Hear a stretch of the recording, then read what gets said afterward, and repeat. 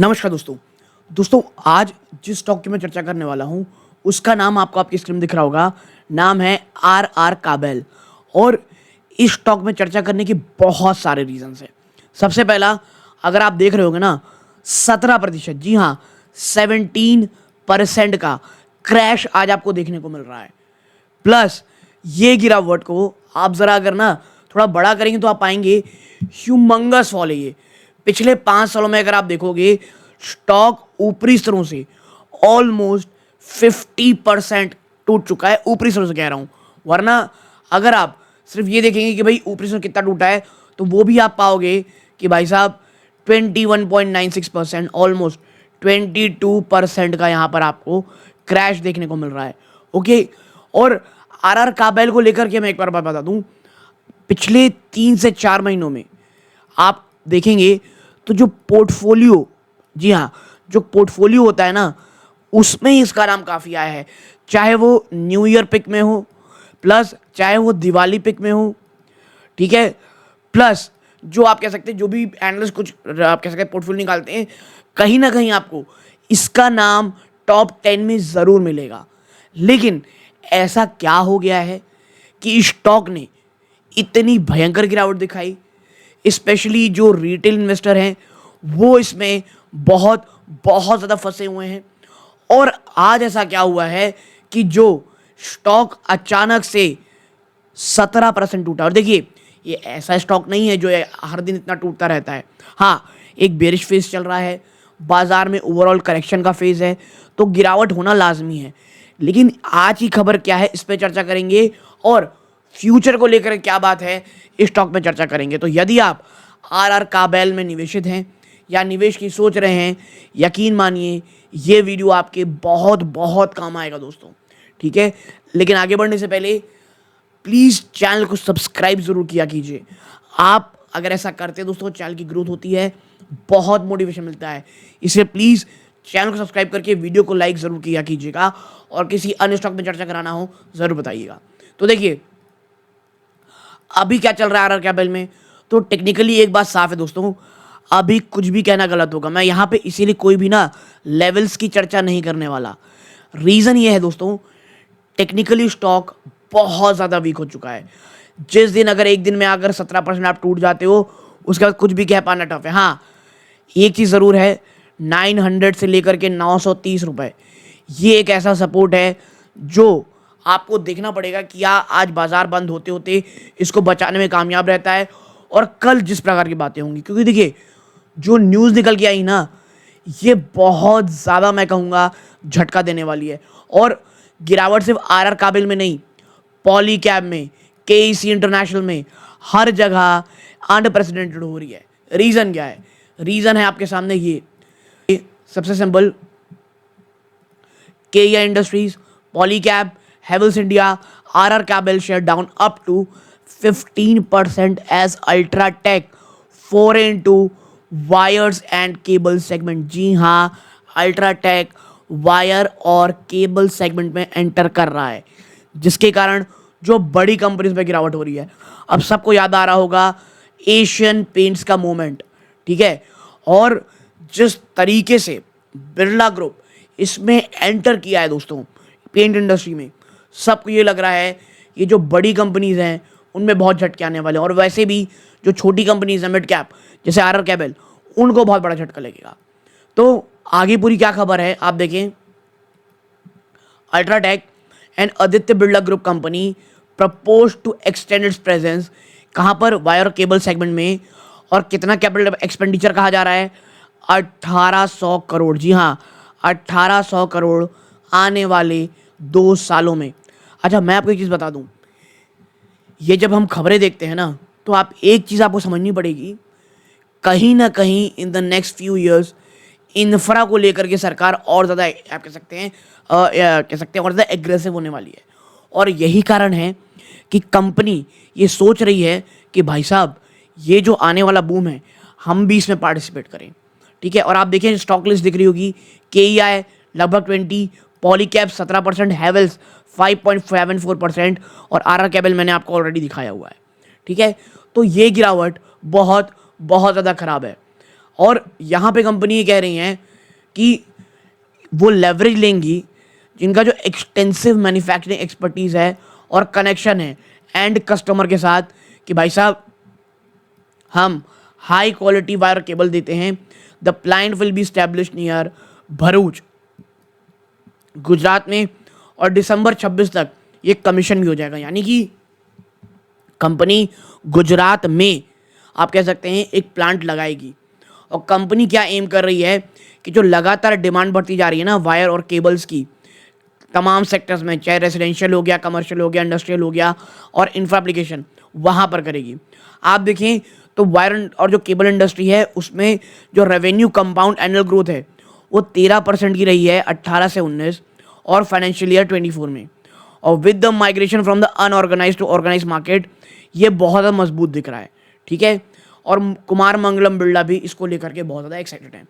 तो आपको चीज़ पता होगी कंपनी पेंट इंडस्ट्री के बाद बहुत एग्रेसिवली आएगी केबल्स में और वायर्स में दोस्तों, ओके। तो ये एक बहुत ज़्यादा इशू होगा और इससे बहुत ज़्यादा बाजार डाल रहा है और यही कारण है कि इतनी बड़ी गिरावट देखने को मिल रही है। अब आते हैं हम अपने स्टॉक के ऊपर, आरआर काबिल के ऊपर।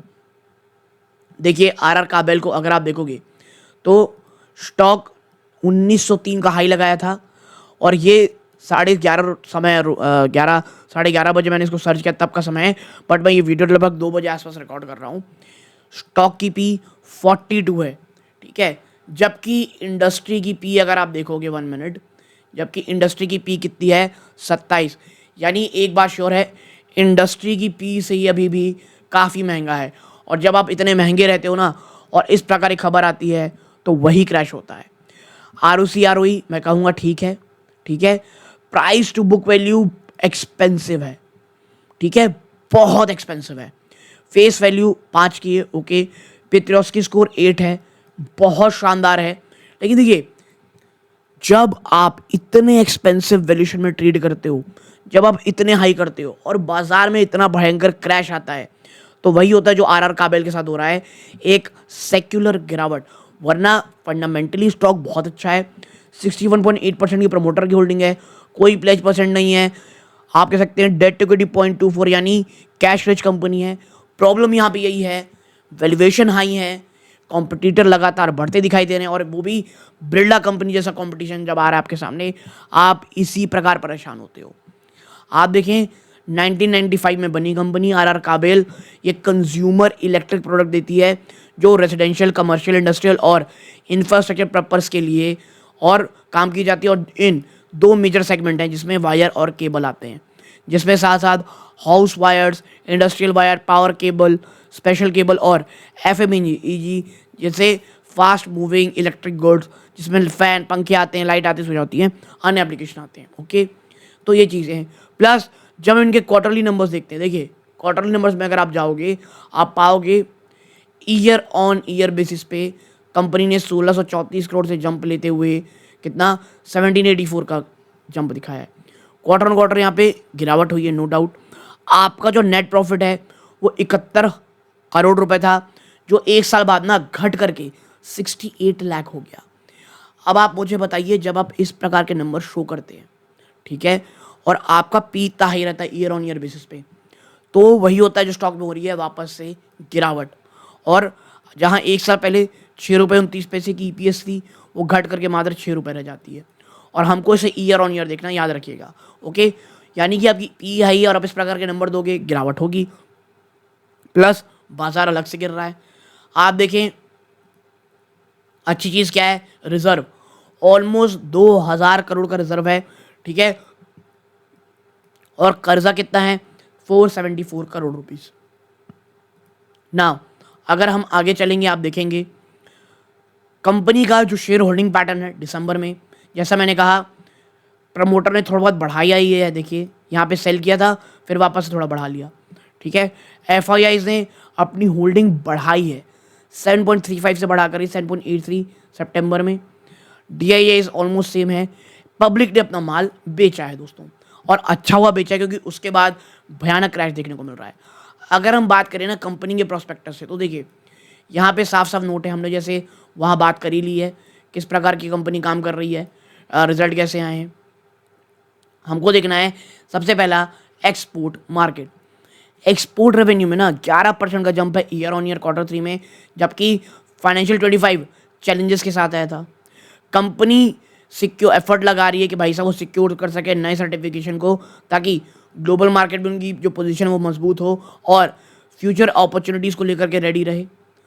काफ़ी अच्छा मोमेंटम अभी भी एक्सपोर्ट डिपार्टमेंट डिमांड में दिख रहा है, और जैसे जैसे जो लॉजिस्टिकल डिस्ट्रप्शन है वो ईज होंगे, और जो फ्लाइट चार्ज यानी एक जगह दूसरी जगह जो हम फ्लाइट में जो शिप में लेके जाते हैं माल, उसका किराया कम, भाड़ा कम होगा, फ़ायदा होगा हमको।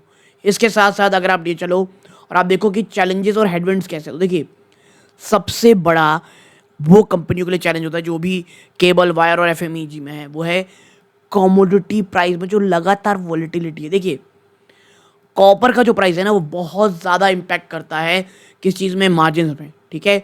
और फर्स्ट हाफ में तो स्पेशली किया है दोस्तों, फाइनेंशियल 25 के मैनेजमेंट इंडिकेट कर रही है कि काफ़ी हद तक ये टेम्प्रेरी फेनोमेना था, लेकिन अब जो ट्रेंड है वो काफ़ी हद तक स्टेबलाइज होता दिखाई दे रहा है कुछ समय में।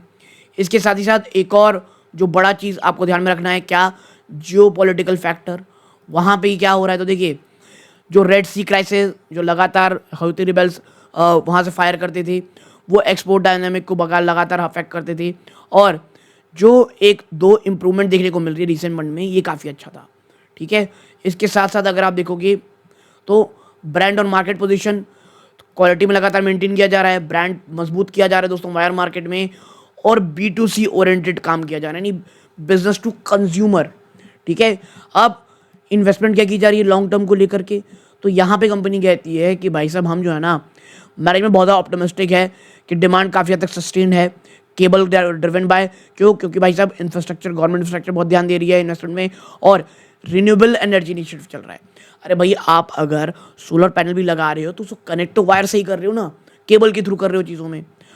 ओवरऑल जो मैनेजमेंट है वो कह रही है काफ़ी हद तक पॉजिटिव आउटलुक है आरआर काबेल का, और ग्रोथ अपॉर्चुनिटीज़ चाहे वो डोमेस्टिक हो, एक्सपोर्ट मार्केट हो, उस पर काफ़ी बोल रही है काफ़ी अच्छा है। और चैलेंजेस जो बात कही जा रही है वो एक यही है कि भाई साहब कमोडिटी प्राइस वॉलेटिलिटी और जियोपॉलिटिकल फैक्टर, आप जब ये सब फैक्टर करते हो इतने पॉजिटिव रहते हो, और अचानक से खबर आती है कि भाई साहब एक बहुत बड़ा कॉर्पोरेट घराना एंटर कर रहा है, तो वही होता है जो आरआर काबेल के साथ हो रहा है।